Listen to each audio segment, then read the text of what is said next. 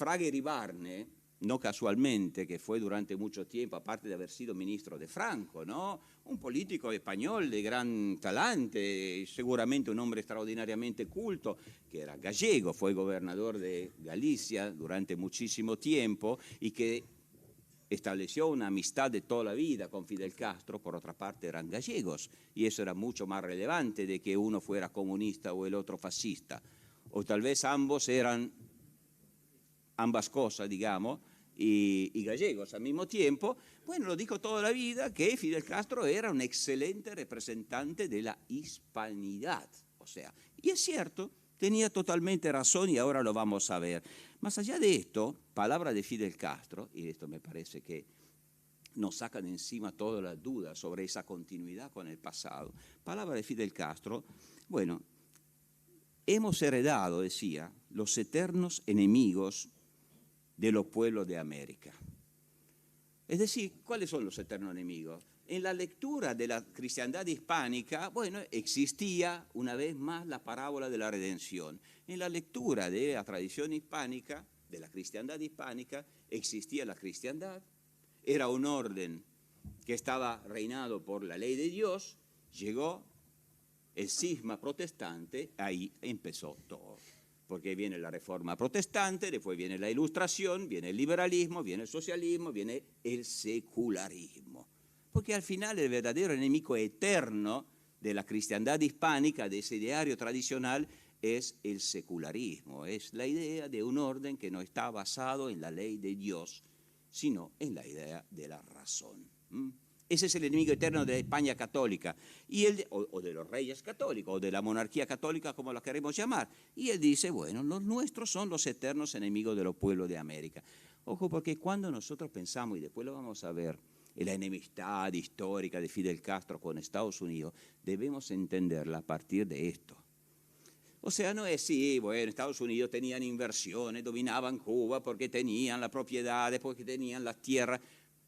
Yo podría demostrarle que esto es en parte verdad y en parte mito, que la presencia económica norteamericana en Cuba estaba decayendo en el momento de la revolución, pero para entender lo más profundo de ese sentimiento antinorteamericano es que los enemigos de la cristiandad, los enemigos eternos, bueno, es el protestantismo y la ilustración, es el liberalismo, etcétera, etcétera. Y ahora lo vamos a entender mejor todavía.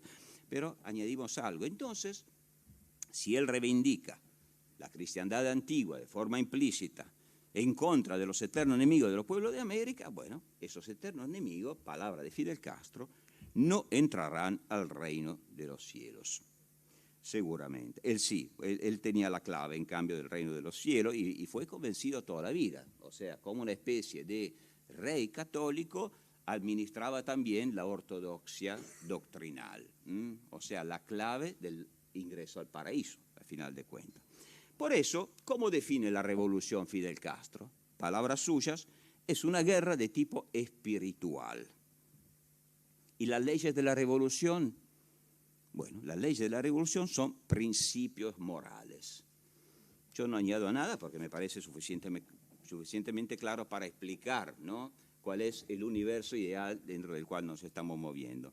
Bueno, primera cosa, yo quiero analizar, lo hago muy breve, por supuesto, los orígenes de la revolución, porque eso es muy relevante. Primero, una cosa que le podría parecer sorprendente, yo no creo que lo sea. Bueno, los orígenes, mutatis mutandi, una vez más, de la Revolución Cubana son muy parecidos a los orígenes del peronismo. Y por otra parte, los primeros pasos en política de Fidel Castro se hicieron a través del peronismo. Su primera experiencia fuera de Cuba fue en 1948, cuando Perón había organizado una cumbre en nombre del justicialismo para boicotear el nacimiento de la Organización de Estados Americanos. Y por otra parte, Fidel Castro viene de la tercera posición y esa siempre fue su raíz. Pero no vamos por la rama porque me gustaría pasarme todo el tiempo a la comparación con los otros populismos jesuitas. El peronismo, y más del peronismo, el levitismo, el chavismo, el sandinismo, toda la tradición de la teología de la liberación, o sea que es un conjunto histórico extraordinariamente denso que viene desde lejos, como vemos. Pero bueno, estaba diciendo, ¿En qué sentido se parece al nacimiento del peronismo? Bueno, igual que los sacerdotes jesuitas o los militares festejaron la llamada revolución del 4 de junio de 1943, explicándola que este era el paso de la Argentina liberal a la Argentina católica, y eso fue, y esto yo creo que fue, y desde entonces es. Bueno, en Cuba, todos, los castristas y los anticastristas, y la Iglesia Católica pensó exactamente igual. La revolución termina con la Cuba liberal y restituye Cuba a sus raíces hispánicas, católicas, cristianas, antiguas.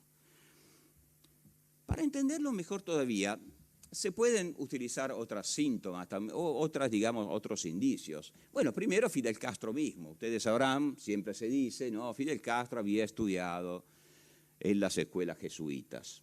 Sí, es cierto, pero es algo más. Él fue jesuita. O sea, me explico, durante 12 años, durante su adolescencia, a la edad de la formación de Fidel Castro fue interno en las escuelas de los jesuitas. Él lo dice, lo dijo muchas veces, y los jesuitas que lo criaron lo han dicho muchas veces. Es decir, fue mi familia, me formaron. La familia de Fidel Castro, ahora no cuento los detalles porque tengo muchas cosas más para contar. La familia de Fidel Castro no tenía mucho tiempo para dedicarle a él, vivía en el campo y por lo tanto esa fue su familia, lo criaron. Ojo, porque 12 años de interno en los jesuitas en esa etapa quiere decir, bueno, misas cotidianas, sacramentos, retiros espirituales, ejercicios ignacianos, estudio de la historia sagrada. Y si uno lee o escucha a Fidel Castro, es la Biblia viviente, su manual de historia, su manual de economía, su manual de ciencia política, su manual de vida, es la Biblia.